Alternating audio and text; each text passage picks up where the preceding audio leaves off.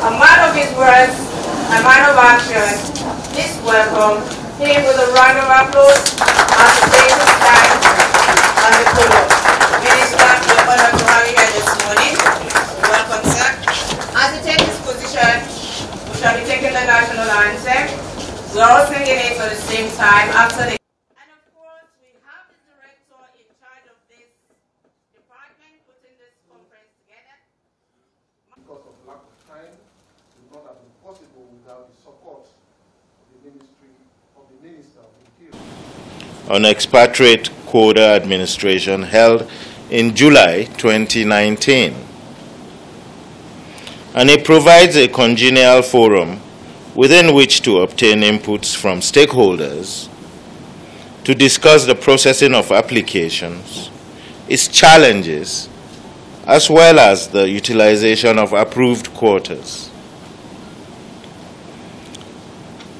Minister, sir, ladies and gentlemen, as you are aware, the use of expatriate quotas is meant to attract skilled personnel into various organizations, which in turn enhances the ability of such organizations to deliver on the vision of their founders.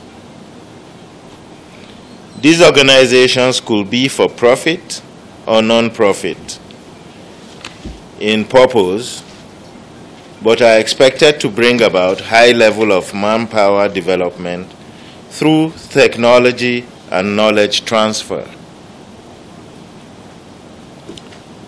Distinguished ladies and gentlemen, in view of the enormous benefits companies derive from the scheme and its economic importance to the nation, it is, however, required of all stakeholders to ensure that expatriate quota regime is professionally and efficiently managed for the good of all. Corporate organizations rely on a well-managed expatriate quota system to source appropriate personnel for their operations towards attaining their corporate objectives and goals. However, the primary interest of government is that it should be a tool for job creation or employment generation, skill development, as well as a vehicle for foreign direct investment for the nation. It is in furtherance of this purpose that our ministry is organizing this stakeholder workshop. You may recall that during the last meeting, the ministry intimated you about some steps it was taking to improve the efficient administration of the expatriate quota in the country. Permit me to inform you that in furtherance of this goal, the Minister of Interior graciously approved an 8-week timeline for the processing of expatriate quota applications in compliance with improving the entry and exit of people. This will surely position the ministry for compliance with the National Action Plan, NAP 5.0, which is promoted by Enabling Business Environment Secretariat in line with Executive Order 01. The ministry continues to improve its workflow processes to enable it meet the timeline of 8 weeks for the processing of business permit and expatriate quota administration applications. The ministry has also established online linkages with Nigeria Immigration Service, the Federal Inland Revenue Service, and while linkages with Corporate Affairs Commission and the Nigeria Content Development and Monitoring Board are in their final stages. These linkages are to enable the ministry communicate swiftly with the respective agencies, especially to confirm the authenticity of documents uploaded in support of an application, thus reducing the time required for processing applications.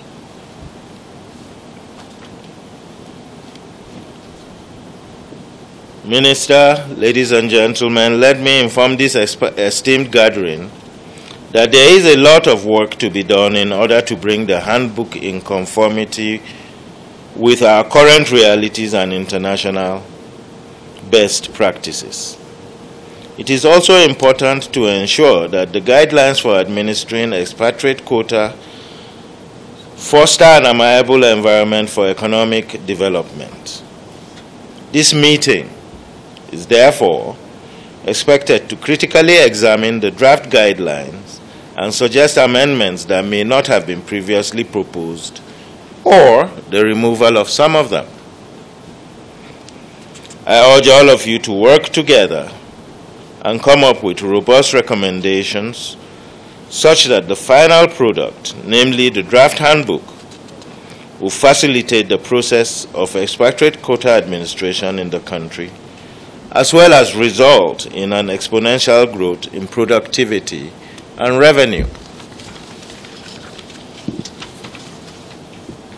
At this point, it is pertinent to draw the attention of all stakeholders to the concept of corporate social responsibility and to be mindful of the need to assist the ministry to serve you better.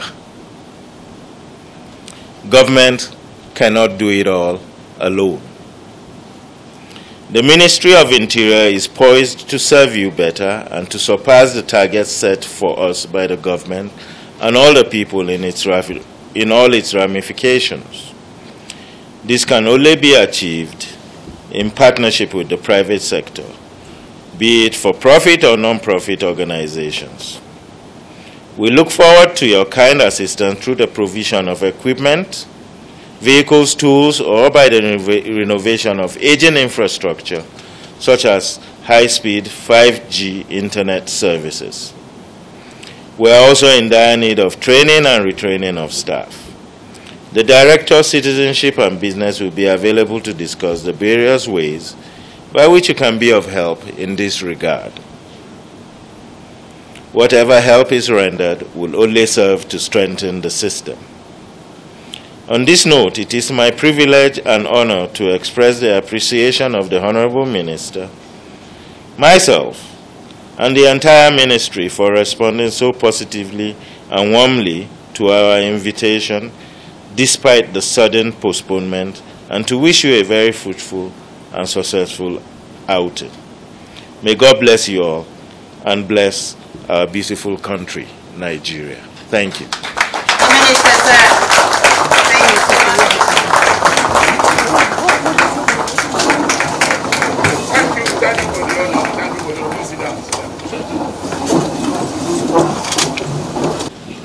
The joy, first of all, let me make some corrections. So whoever is going to make reference to me should please and kindly note that honorable is not a constitutional description of any minister. Constitution is so clear, a minister is a minister. There is no, constitution does not add honorable to it. And to me, it's superfluous. So don't ever add to my name as a minister for as long as I'm here honorable. I don't need it. Anyway, I title my speech Easing Foreign Direct Investment Without Jeopardizing Local Content Considerations.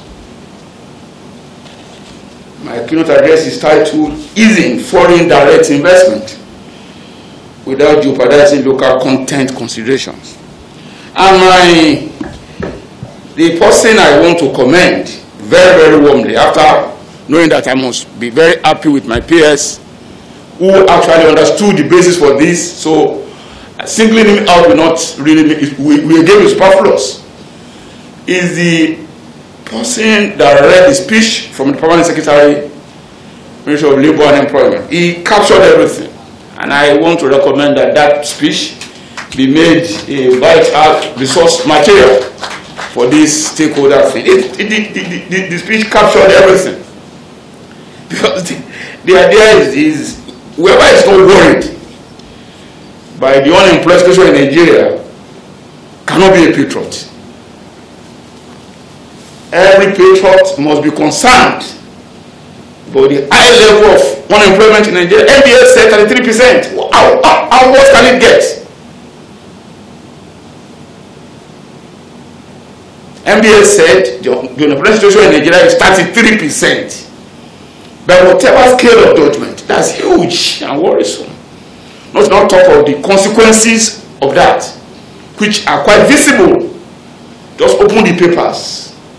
You'll be shocked at what we read on a daily basis. Again, my title is Easing Foreign Direct Investment Without Jeopardizing Local Content Considerations. I welcome you all to this very important meeting on expatriate quota administration and related matters. As you may be aware, I inaugurated a 9-man special task force on business permit and expatriate quota administration on December 1, 2020, saddling them with the responsibility to investigate, inspect, penalize, and enforce sanctions on organizations confirmed to have abused the utilization of the expatriate quota in Nigeria, whether they are indigenous, joint ventures, or only foreign. Business permit and expatriate quota administration is global best practice. Every nation regulates its economic relations with other nations in a mutually beneficial way, but putting its national interests and citizens above others. All nations of the world, there is no nation that can be careless on this, because the nation is there to promote, advance, and protect the interests of its citizens. It is a healthy competition that has survived the test of time. If properly and effectively managed, it will lead to technology transfer, manpower development, and rapid industrialization. Where nations are careless or unmindful, it leads to untoward consequences of lopsided and imbalanced relationship, foreign domination, stunted development of the host country's personnel and economy, and ultimately creates a dependency syndrome. This is not some far-fetched ideas. We have suffered this syndrome to a reasonable degree due to a non-diligent implementation of the rules and guidelines, and it is what we are here seeking to correct. So, please do not hold back. Be as open as possible in your clinical evaluation of this handbook, because we want this handbook to really serve the interests of our people and our race. Actually, I must say, our race. If you get it right in Nigeria, the blacks of the world are already there.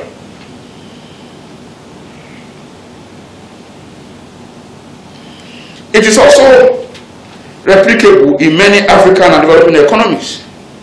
So, this is a very serious national policy, and I want you all to give it the seriousness it deserves. And let me put some humor to it. When I got here and I saw the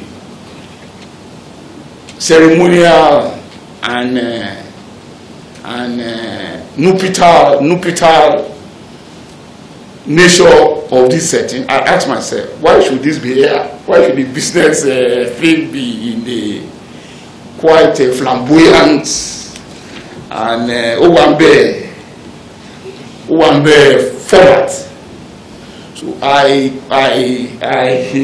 drew the attention of the peers to it. Peers, you know, civil servants, you can't beat them. You can be sure he gave me a very sound reason why it had to be here. He said, Minister, you know, we expect a lot of people, and probably there is no space big enough to test. I said, no, that's not the reason.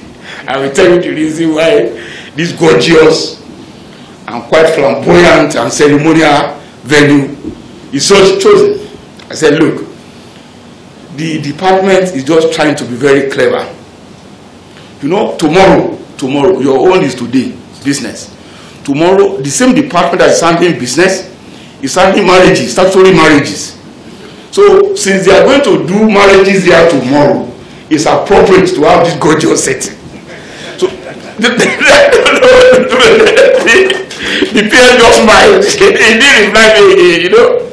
And I like the civil servants. They are fantastic in telling you what to must hear. So I accepted his explanation of the number of people we expect. But the real reason is a combination of this program with the statutory business, statutory marriage business. So tomorrow, of course, is an over event. What are marriages for? Marriages are for celebration. So if you are going to discuss statutory marriage, it has to be in a very, very suitable, flamboyant, gorgeous, and Owambe-like environment. So combining the two is not really out of place. So I can understand. But that does not take away from the seriousness we must really we must give to this gathering, this event. It's important for us to look at, to apply ourselves very, very seriously to the issue of expatriate quota administration.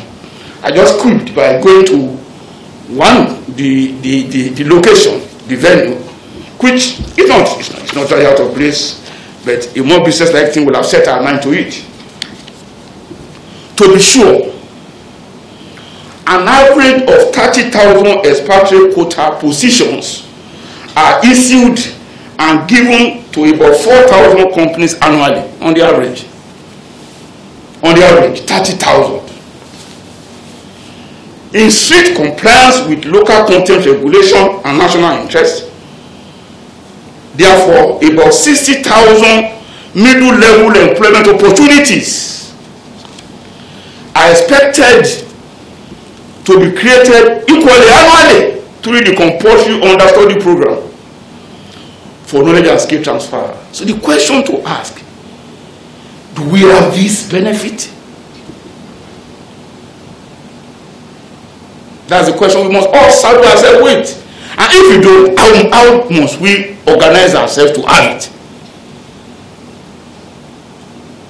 That's why we are here. The long and short of our gathering. The long and short of it. And that's why I said the paper, the speech read by the representative of the Permanent Secretary of the Ministry of Labour and Employment is germane to what we are here to do. And I emphasize the need for this, and I approve generously for this event. I give a generous approval for this event because I know that within us are people with ideas that can help develop a working document with which we will not only improve the adaptation process, but achieve an enforcement that will be of great benefit to our people and our nation.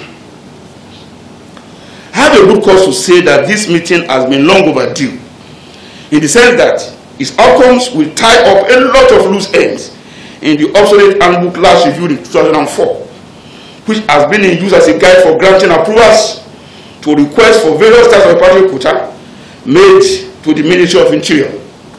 I recall that during the presentation of the draft handbook on business permit and expatriate quota administration by a 10-man committee set up to review the handbook, I made the case for an expanded stakeholder meeting that will generate a comprehensive handbook in line with international best practices.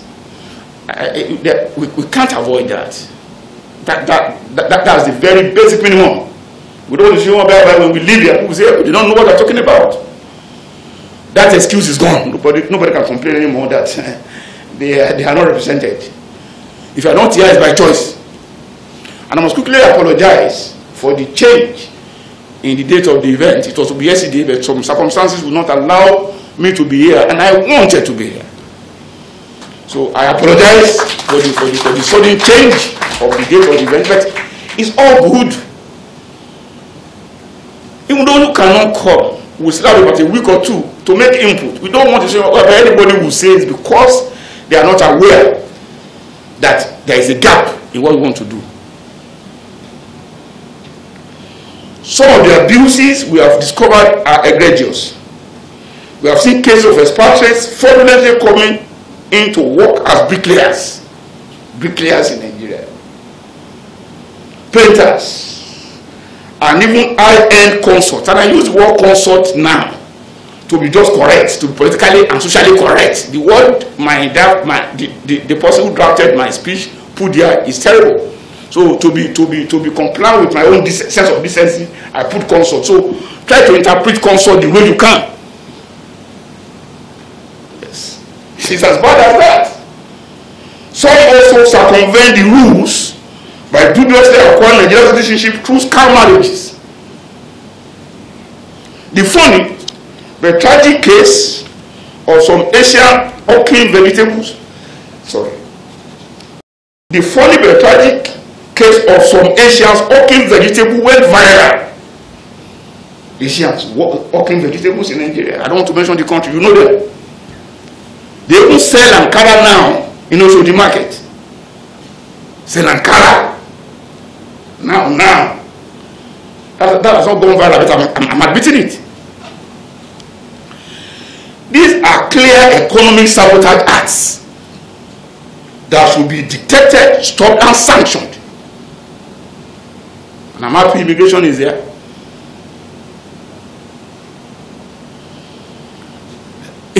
Let me again share some very funny joke with you. You know, I mentioned bricklayer because we have been building houses for more than 5,000 years before we came across the Europeans. 5,000 years. We came across the Europeans. My town has a issue of over 1,000 years old. My town. And in that town, the Cocoa House was commissioned 65 or thereabout. So when a person from my own town visited Ibadan, and he was talking to another townsman by the side, he said, well, I can't translate it to English, so those of you who are Yorubas will understand this joke. He said, ọmọdé kó mi jùyé jùgbá òjògbọ́n lè jùyé. It will be strange to you, but let me force myself to interpret it. You know, the way we build traditionally is by throwing a well prepared mud scoops. You prepare it and you throw it. So somebody will throw. It's an art to throw properly. It's an art for you to catch and put it on the wall you are building. So when he looked at Cocoa House, he could not understand the technology that was used to build it.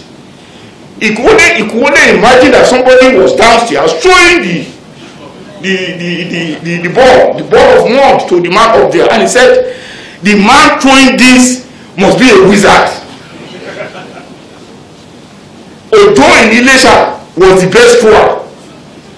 He said, Odo that Odo can never throw this. Odo, the expert thrower, cannot throw this.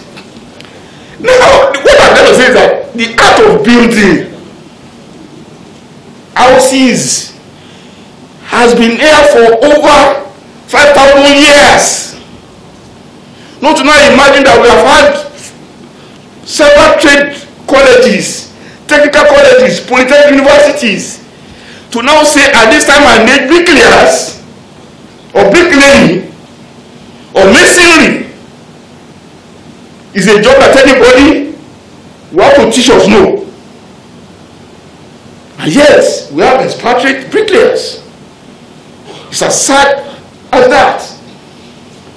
I never know about the Minister of Interior. And there was a professional gathering I attended, and I told them that, look, it's good to study history. There's nothing wrong with it. We need historians. We need basic humanity knowledge. We need some knowledges that might not be of immediate economic benefit in terms of application. But those who, for whatever reason, choose to study those disciplines can easily be made to pick some other trades that can help them. And I want to pick one. Underwater welding. Underwater welding, and I'm happy it's there, is one trade that has a global demand. And yet, we're not promoting acquisition of the skill to work underwater, which pays very, very handsomely. In a way that, what is a freedom study? Go and learn that for three months. With a fourth degree or equivalent, you can be a skillful underwater welder that can turn around your life. You don't need to do that work for your entire life. If you are engaged as an underwater welder for just 6 months, it's enough for your life. Because it's someday rewarded. And and I'm happy local content NCDMB is there. It's not just enough for you to concentrate on technical application of this. Help Nigerians, conscientize them to know the opportunities that are there so that they can acquire it. Because in terms of competencies and skill. Labor, you are here. It's not just that work alone. Man, you are here. We must support the Nigerianization of all businesses here, competence and skill, and help us develop the potentials of our citizens who, for whatever reason, don't even have any clue as to how to improve themselves. I'm not justifying their cluelessness. I'm just saying it's our duty to help them rediscover their life. Because for a single Nigerian that's economically viable, it's a benefit of immeasurable proportion to Nigeria, from taxation to those that he will assist by himself. Some of the abuses we have discovered are egregious. We have seen cases of expatriate fraudulently coming in to work as bricklayers, painters, and even high-end consorts. Some also circumvent the rule by previously acquiring Nigerian citizenship through scam marriages. The funny but tragic case of some Asians hawking vegetable went viral. These are clear economic sabotage acts that should be detected, stopped, and sanctioned. I'm happy to say that today brings about the realization of that dream. Let it be known that it's only when we all agree to get things done properly that we can begin the process of restructuring the administration of Expatriate Quota administration. This is a message that we have to pass on to Nigerians and foreigners alike, and which we have to effectively implement for the economic development we all desire to come to fruition. It is therefore my hope that at the end of this very important stakeholders meeting, that that a brand new, well-articulated handbook on the Expatriate Quota administration will be produced. 2, that we will have a fair and reasonable sanction that will be effective enough to cover abuses of business permit and Expatriate Quota administration. That the benefits and revenues accruable to the country will now begin to pour in.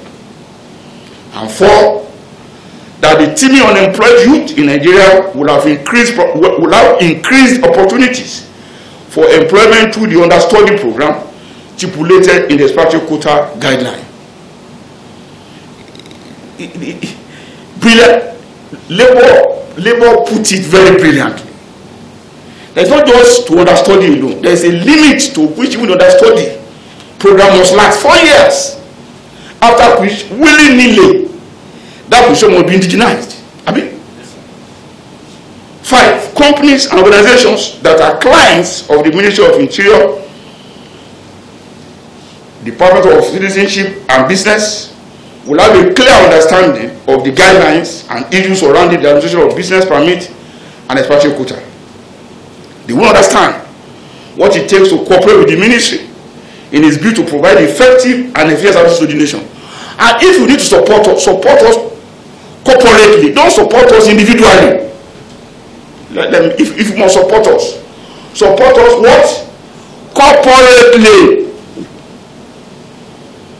Don't worry. I must also say more than that. That's the person to say it. 6, finally, that effective implementation of the rules will lead to rapid industrialization, economic growth, and social development in Nigeria. I therefore charge you today to do your best to ensure that the objective of this meeting is achieved in order to bring about impressive socio-economic development for our dear nation. I wish you all fruitful deliberations as I thank you for your kind attention.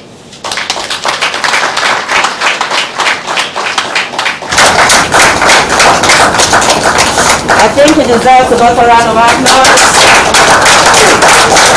Thank you very much for commending the minister.